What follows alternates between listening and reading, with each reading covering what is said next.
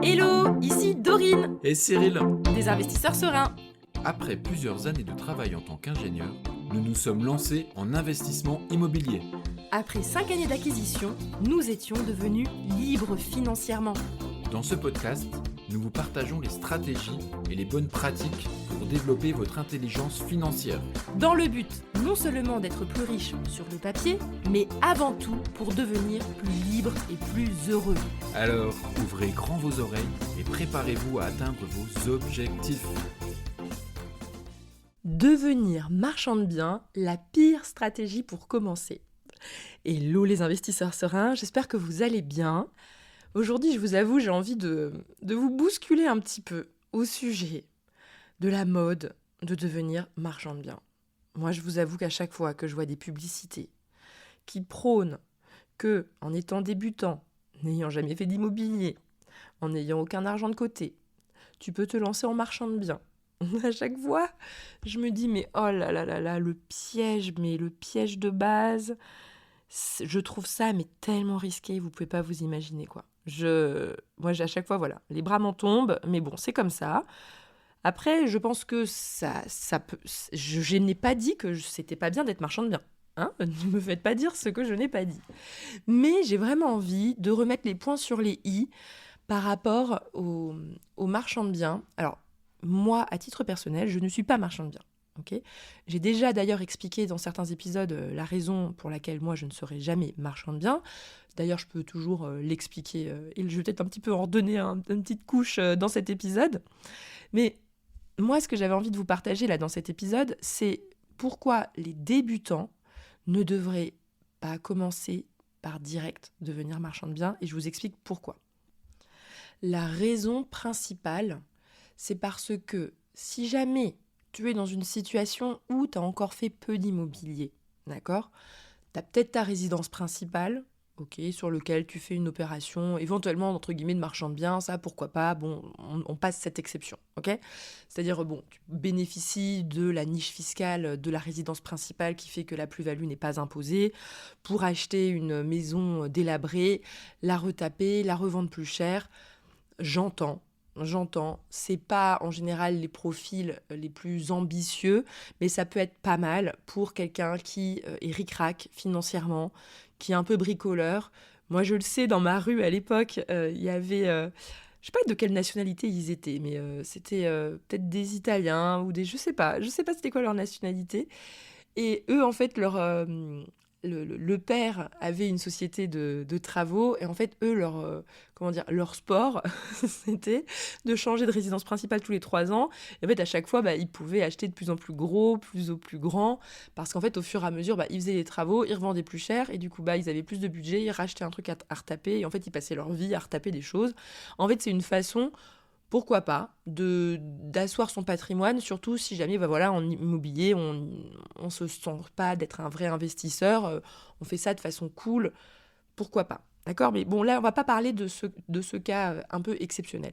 Moi, je parle de personnes qui ont peut-être déjà leur résidence principale, ils ont peut-être déjà fait un investissement locatif, mais pas dingue, ou peut-être qu'elles en ont encore jamais fait, et puis ils se disent, oui, tiens, il faudrait que je fasse quelque chose, et qui scrollent sur les réseaux sociaux en se disant, qu'est-ce que je fais, machin.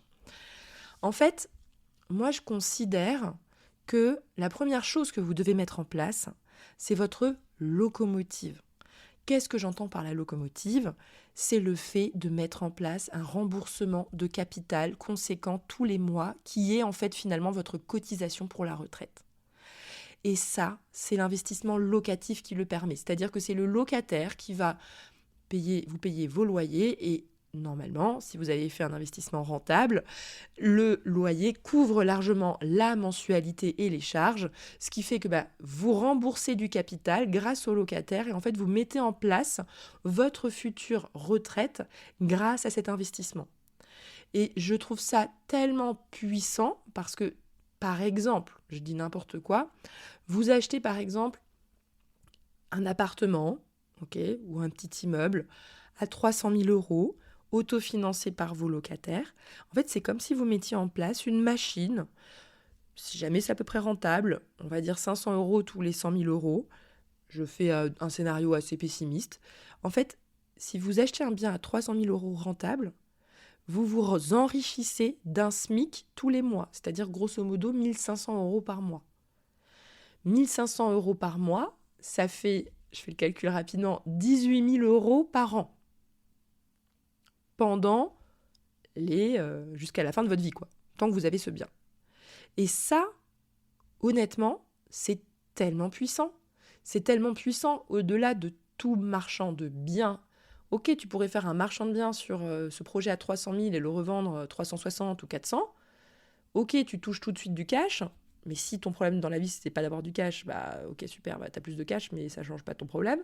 Alors que si tu as réalisé ce premier investissement autofinancé à 300 000 €, tu mets en place une machine à 1 500 € par mois, ad vitam aeternam. Ok ? Et c'est ça, en fait, c'est toujours ça, c'est l'appât du gain rapide, VS, la fourmi qui met en place un système, une petite locomotive. 1 500 € par mois, c'est pas la locomotive du siècle, mais honnêtement, il y a des personnes pour qui ça double leur salaire. Alors, bon, si tu as gagné 1 500 € par mois, je pense pas que tu puisses attaquer direct sur un projet à 300 000, mais en tout cas, ça te fait un complément d'enrichissement pour ta retraite qui est juste dingue. Donc, je préfère que les débutants, les gens qui ont encore peu d'immobilier, démarrent par du locatif. Parce que tu te sécurises. Tu mets en place en fait les fondations de ton patrimoine. Tu mets en place ta retraite. Donc, moi, c'est ça que j'ai envie de dire. Et enfin, je considère que la première chose que je recommande à tout le monde, c'est de se lancer et de mettre en place ce patrimoine. Remboursé par les locataires. Il faut le mettre en place. Et qu'est-ce que tu t'excites à vouloir te lancer dans des projets d'achat-revente pour gagner une grosse somme d'un seul coup, alors que pour l'instant, ta retraite, elle n'est pas en place, en fait. Mets d'abord en place ta retraite.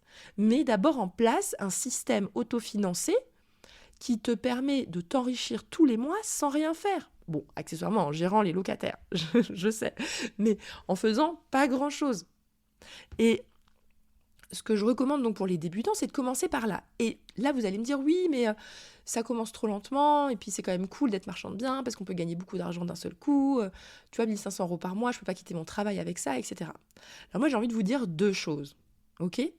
La première chose, c'est si tu n'arrives pas à faire un bien rentable, comme je viens de le décrire, à 300 000 €, qui te rapporte ou qui t'enrichit au moins de 1 500 € par mois avec un cash flow peut-être légèrement positif de 500 €, ce serait bien, tu vois. Il y a 1 000 € de remboursement de capital, 500 € de cash flow. Si tu n'arrives pas à faire ça, tu n'arriveras pas à faire une opération de marchand de biens. D'accord ? C'est-à-dire que si tu n'arrives pas à acheter des biens rentables en locatif, tu n'arriveras pas à acheter des biens où il y aura une plus-value derrière. Parce que ça veut dire que dans les 2 cas, le métier, c'est le même. C'est d'acheter des biens en dessous du prix du marché. Parce que ça n'existe pas un bien au prix du marché qui est rentable. Ça n'existe pas. Il faut forcément acheter pas cher, créer de la valeur. Et c'est là que tu atteins les rentabilités à 9, 10, 11, 12%. Tu ne peux pas atteindre des rentabilités à partir de 8, 9, 10, 11, 12% dans les eaux-là, aux alentours de 10%, si tu ne négocies pas bien à l'achat ton bien immobilier. Sauf que si tu n'arrives déjà pas à mettre en place ta locomotive, comme je viens de l'expliquer, à 300 000 € qui t'enrichit de 1 500 € tous les mois, donc sur les 1 500, on va dire 1 000 € de remboursement de capital et 500 € de cash flow, si tu n'arrives pas à faire ça, mais oublie le marchand de biens en fait. Ça ne sert à rien. Tu n'arriveras pas à le faire. Tu n'arriveras pas. Si tu veux 20-30% de plus-value, il va falloir que tu sois déjà au moins capable de faire un investissement rentable. Si tu ne sais pas le faire, ça veut dire que tu n'auras pas les compétences non plus pour faire un achat-revente.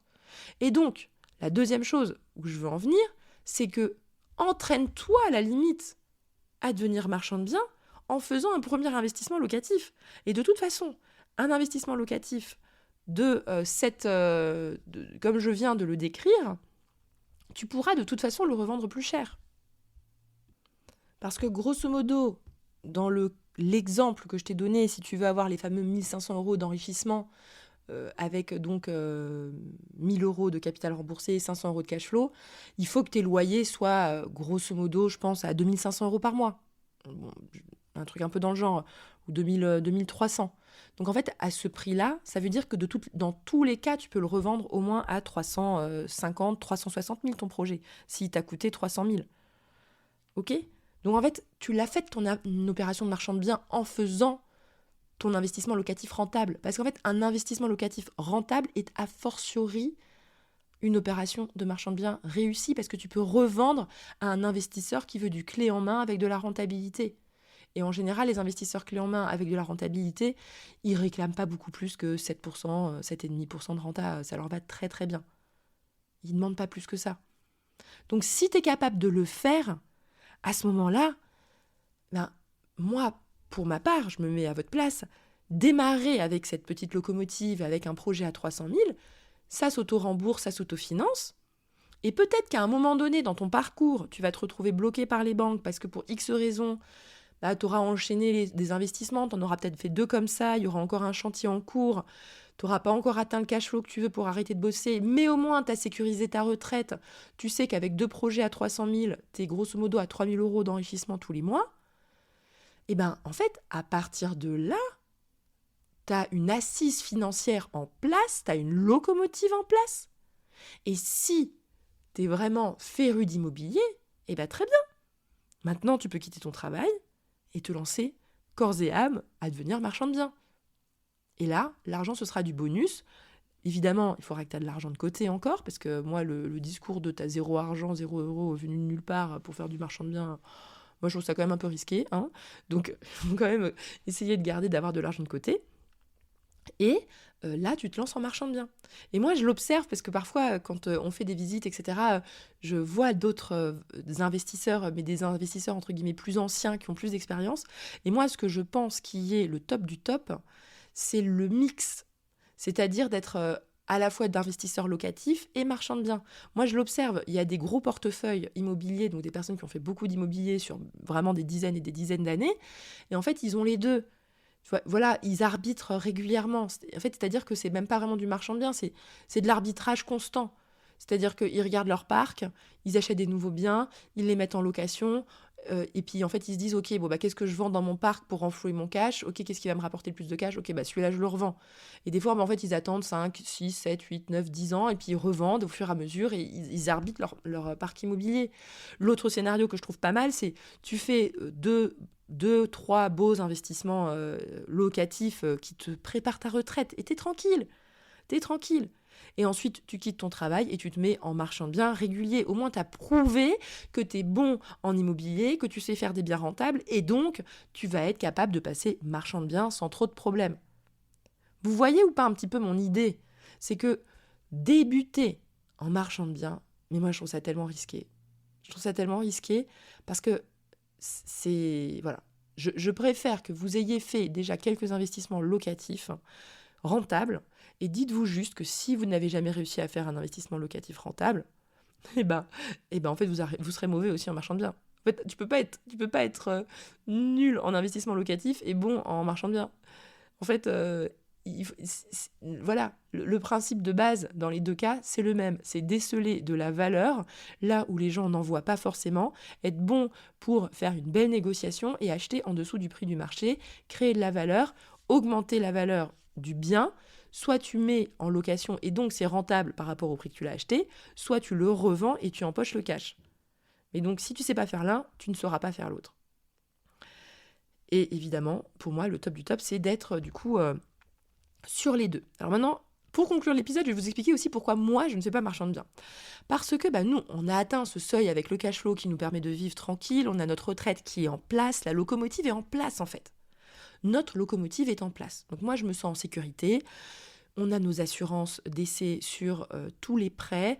Donc, s'il y a quoi que ce soit entre Cyril ou moi, en fait, le survivant, il est tranquille. Donc, en fait, on a notre sécurité, on a notre sérénité qui est en place grâce au parc locatif. La question, c'est comment est-ce qu'on fait ensuite, une fois que notre parc locatif est en place ? Soit on est bloqué par les banques. Nous, à l'époque, en tout cas, quand on avait acheté nos 3 immeubles, on s'était dit qu'on arrête de bosser et on pensait qu'on n'allait plus être solvable au niveau bancaire et on pensait qu'on s'arrêterait là. Donc là, à ce moment-là, on aurait peut-être pu passer marchand de biens si on avait eu envie. Moi, je vous avoue que après les 3 premiers immeubles, l'immobilier, j'en avais un petit peu ras la casquette. Suivre des chantiers, je me suis dit non, mais je vais pas passer ma vie à suivre des chantiers, ça me saoule un peu. Donc, on a voulu faire autre chose. Et c'est là que j'ai lancé le podcast. Et nous, on a lancé pour avoir des compléments de revenus via ce podcast. Mais on aurait tout à fait aussi pu se dire, si on était vraiment féru d'immobilier en mode gérer des chantiers en permanence, et ben à ce moment-là, on aurait pu se dire, ok, les compléments de revenus, on va se les générer à travers une activité de marchand de biens. Moi, je trouve que le marchand de biens, finalement, c'est une activité entrepreneuriale qui est intéressante comme une reconversion. C'est-à-dire, vous voulez vous reconvertir suite à la mise en place de vos investissements locatifs, locomotives, comme je vous l'ai expliqué. Vous vous reconvertissez, vous devenez marchand de biens parce que vous aimez ça. Très bien. Et ça vous fait vos compléments de revenus. Nous, c'est pareil, les investisseurs sereins, j'appelle ça nos compléments de revenus. Donc nous, c'est de l'entrepreneuriat en ligne avec de l'accompagnement. Mais c'est notre façon de faire des compléments de revenus parce que moi, ça m'amuse plus. Voilà, moi, ça m'amuse plus d'être derrière un micro et faire des épisodes de podcast. Et en l'occurrence, d'ailleurs, maintenant, on a trouvé un nouveau modèle. Parce que pour ceux qui ne savent pas, on a acheté notre 4e immeuble là en février. Et dans ce nouveau modèle, on est associé avec notre maître d'œuvre. Et donc, en fait, on a trouvé cette solution maintenant mise en place. Alors, ça ne veut pas dire que je vous recommande de la mettre en place, parce que c'est quand même technique. Et c'est un maître d'œuvre avec lequel on travaille depuis 10 ans. Donc, voilà, je n'ai pas dit associez-vous avec n'importe quel maître d'œuvre, c'est parti, c'est la bonne façon de faire, d'accord ? Mais en tout cas, nous, on a mis ça en place de telle sorte à ce que on est un peu plus tranquille au niveau du chantier, parce que le maître d'œuvre est associé avec nous et donc, il prend soin de notre projet comme si c'était le sien, parce que c'est aussi le sien. Et c'est comme ça qu'on arrive à continuer à construire notre locomotive et avoir des compléments de revenus ailleurs en entrepreneuriat. Et moi, je vois le marchand de biens comme un entrepreneuriat. Voilà.